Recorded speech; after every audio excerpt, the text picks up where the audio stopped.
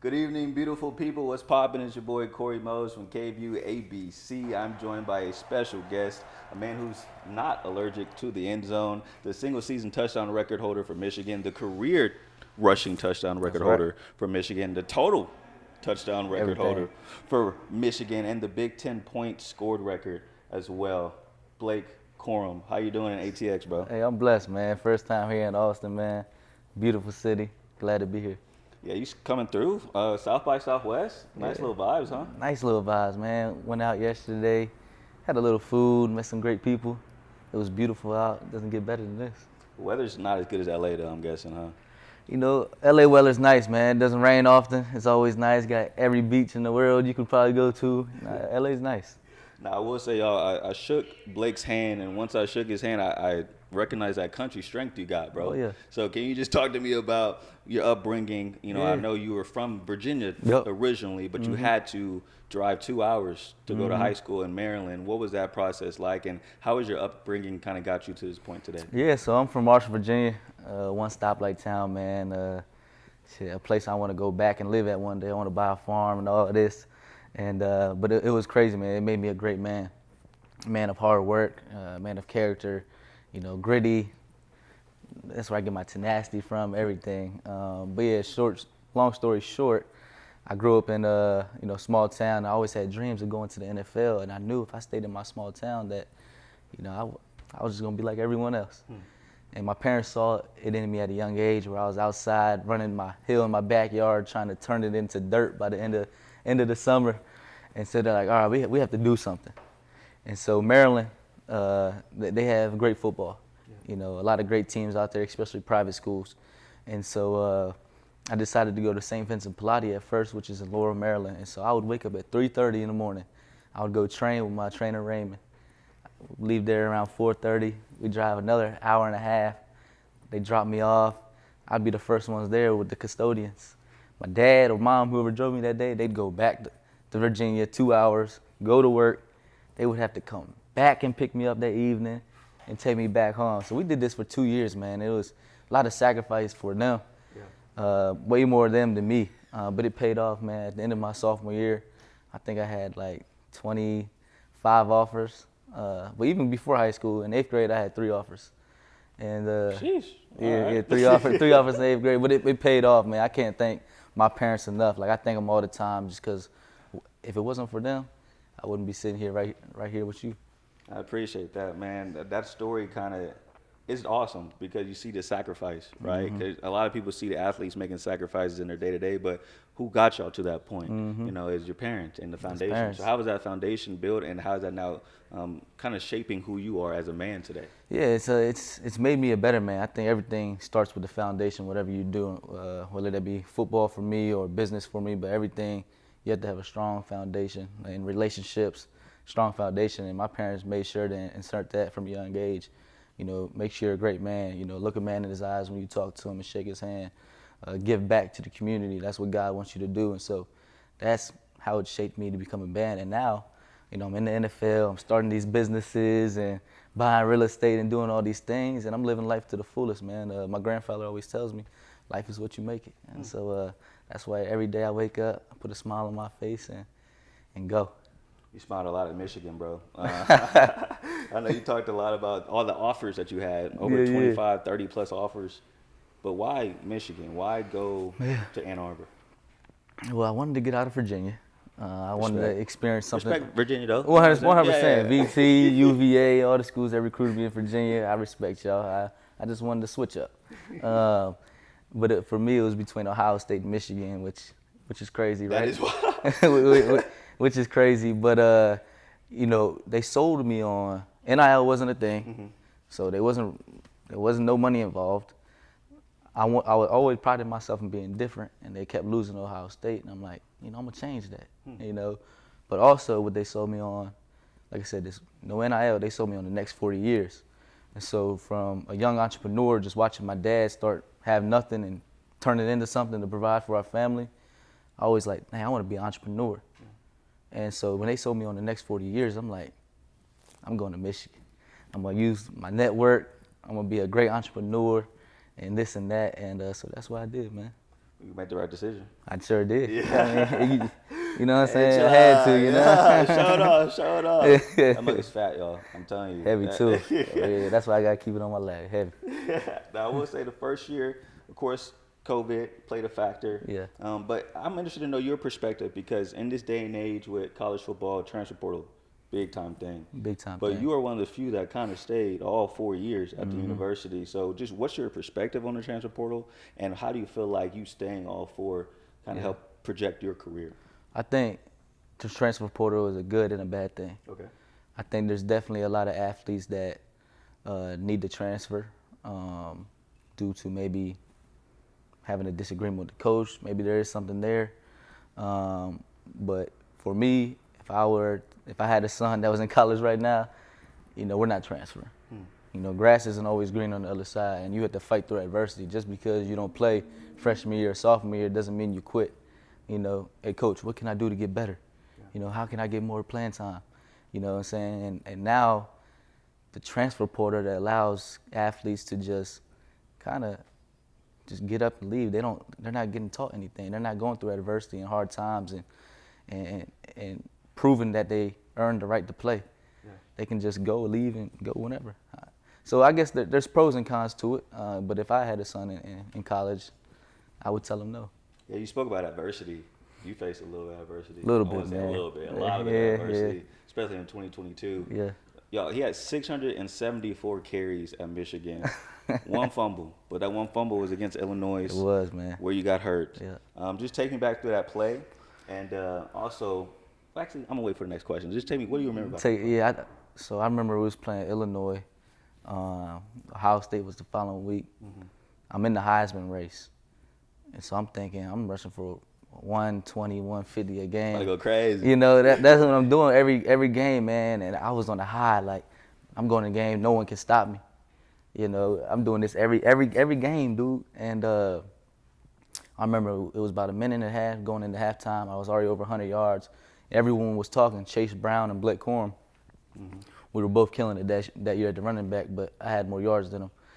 And so so I was like, you know, I'm gonna make sure I'll rush Chase. You know, shout out to Chase, man. He's doing great things. But I remember it was like an outside zone play. I think one of my teammates missed a block. I go to jump, leg gets stuck in the ground, boom.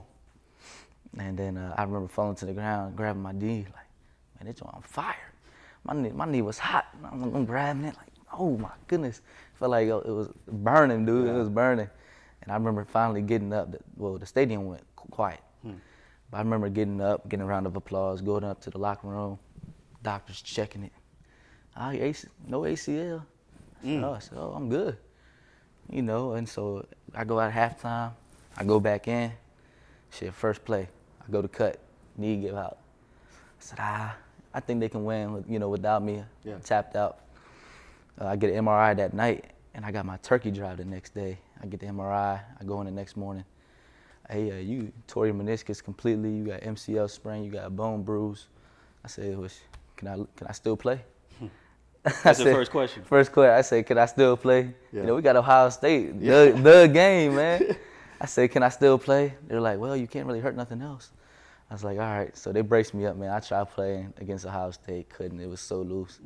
And looking back at it, I went and got surgery by the Rams doctor, Dr. Elatraj. Yeah. And now I play for the Rams. It's crazy, man. Crazy how things work. Dang, that's full circle moment. Full circle moment, man. I'm interested because first thing you mentioned when you started talking about that play was you was in the Heisman race. You was deep in the Heisman race, man. Honestly, maybe the leader. Right. Does that still weigh on you, knowing that you were that close? Nah, because like, okay, you know, it was a life lesson for me, right? You know, and I believe, you know, God takes you through these trials and tribulations, and I was at my all-time high. Yeah. He just had to bring me back down, and what really helped me, I had my turkey drive the next day, and my turkey drive in Ypsilanti, Michigan, I did that since a sophomore. We did 600 turkeys that day, and it brought a joy to my face just seeing people pull up. Blake, y'all gonna get Ohio State? I'm telling them, you best believe it. Blake, are you playing? I'm playing. You know, and seeing that joy that I was giving them, but they were giving me joy at the same time. So, you know, but, you know, God takes you through these trials. It was a lesson, man. It was adversity. I fought through it, came back 10 times stronger. Yeah, what was that rehab process like? I know It was a long, lot man. of doubts, bro. People were saying, can he come back to where he was before the Yeah, injury? yeah, you start reading all those things. He's not going to be the same, Yeah. or can he come back? But I just stayed firm in my faith. It was long. I feel like I just kept doing the same workouts over and over every day. But now we got back, man, and now we're here. But it was definitely tough, especially when you start, people that never played the game or, writing about you and stuff. I don't know if you'll ever be able to come back, or even going to my senior year, my first 3 games, I didn't have that back yet. Mm-hmm. Oh yeah, he won't come back from that injury, but yeah, When did you know? After when I knew I was back, Yeah. I think it was about game 5, Okay. because I didn't really do camp, Gotcha. so I ain't never really get hit with it. So I realized when I was watching my tape, like every time I'm going to get hit, I hurry up and throw this leg out the way. You know what I'm saying? Yeah. But it was all mental. Yeah. You know what I'm saying? I had to retrain myself like, dude, you went through the rehab, you got surgery, your knee's healthy. You know what I'm saying? Just run like you always ran since you were 5, 6 years old.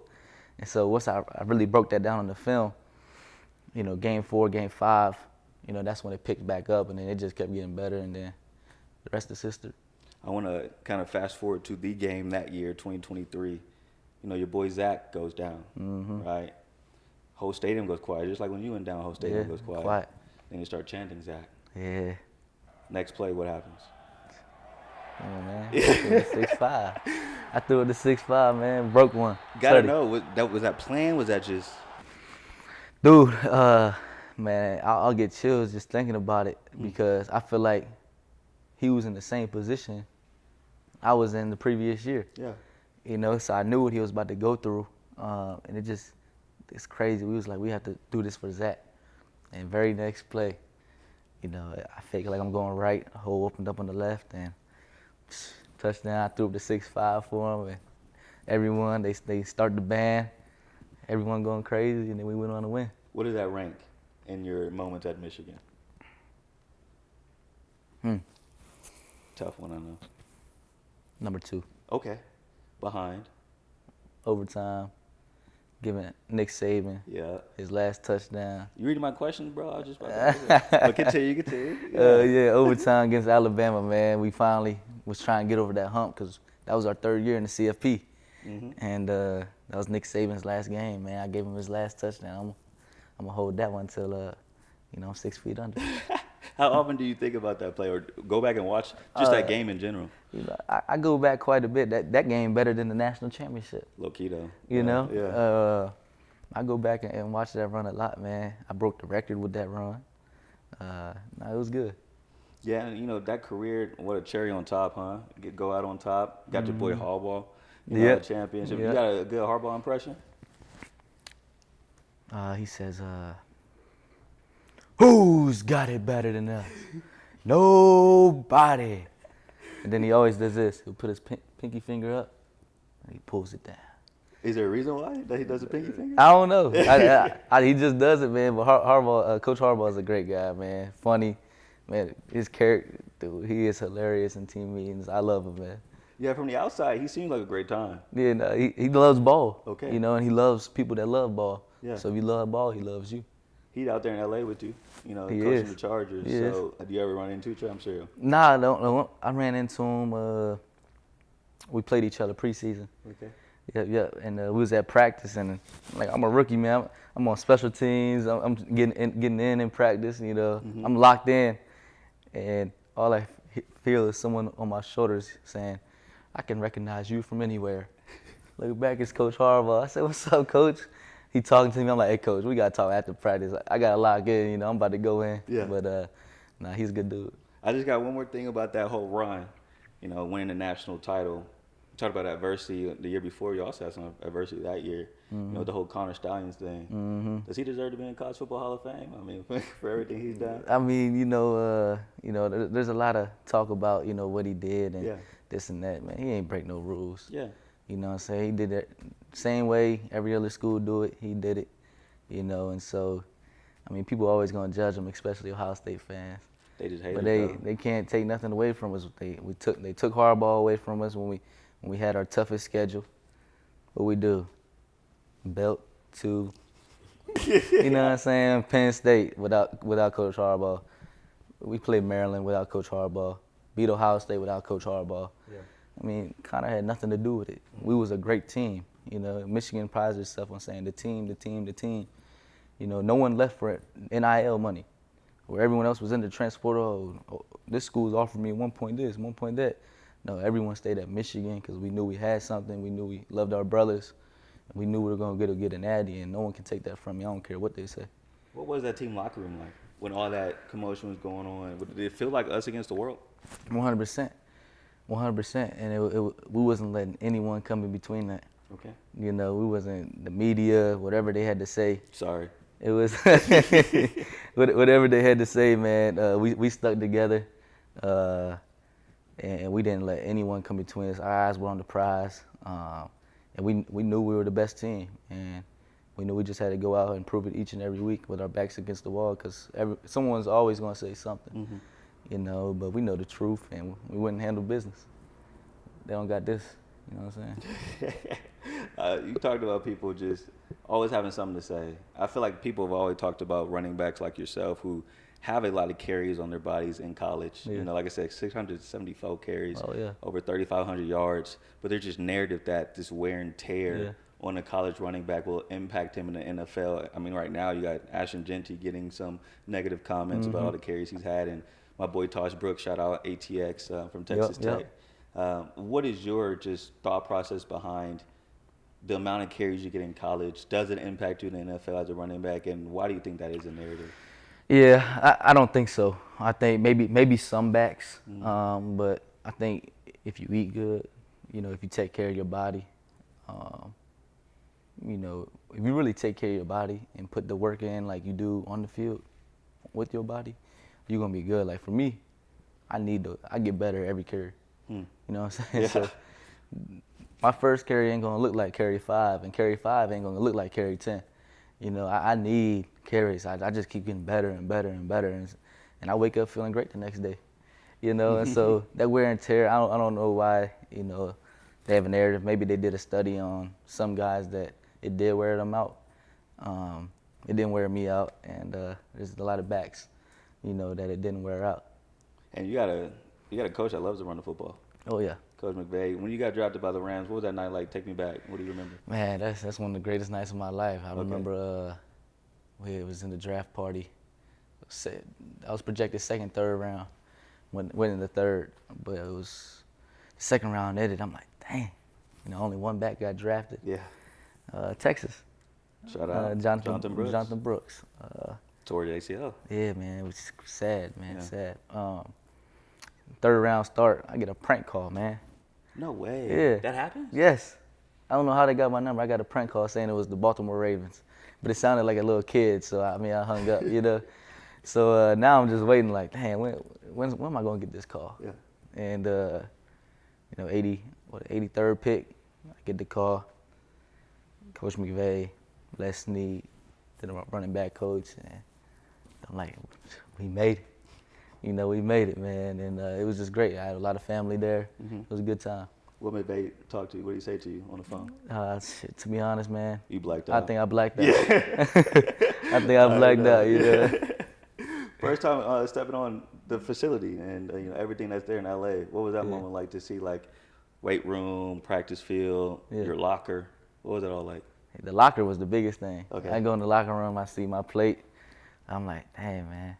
I had to send a picture to my mom and dad. Like, I'm really in the Rams locker room. And then right to the right over here of my locker was like a gold plate, and it was Aaron Donald. I'm like, dang. Sheesh. Too bad I wish he was here one more year so I could have picked his brain and learned from him. But I'm like, dang, I'm really in the NFL locker room. Like, something I dreamed of since I was a little kid. Yeah.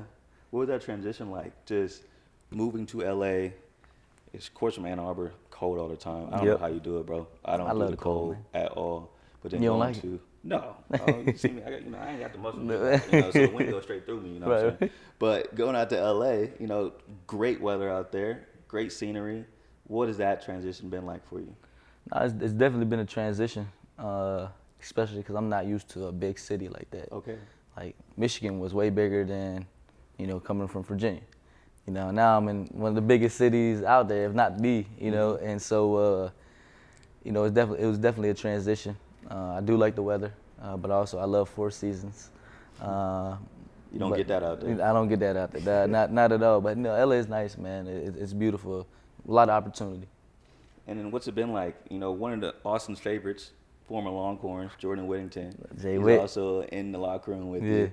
What's that been like with you and y'all's relationship? Nah, we have a really strong relationship. Really, the whole rookie class that came in, like, we're all brothers. But you know, Jay Witt, he's always gonna smile. He's always gonna crack a joke. He's always gonna laugh.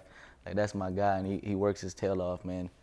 Shit, he's in the rehab. He's getting rehab every day, but he's going out on the field and killing it. Like, he takes care of his business on and off the field. Just a good, genuine dude. Yeah, did he talk about his ice cream?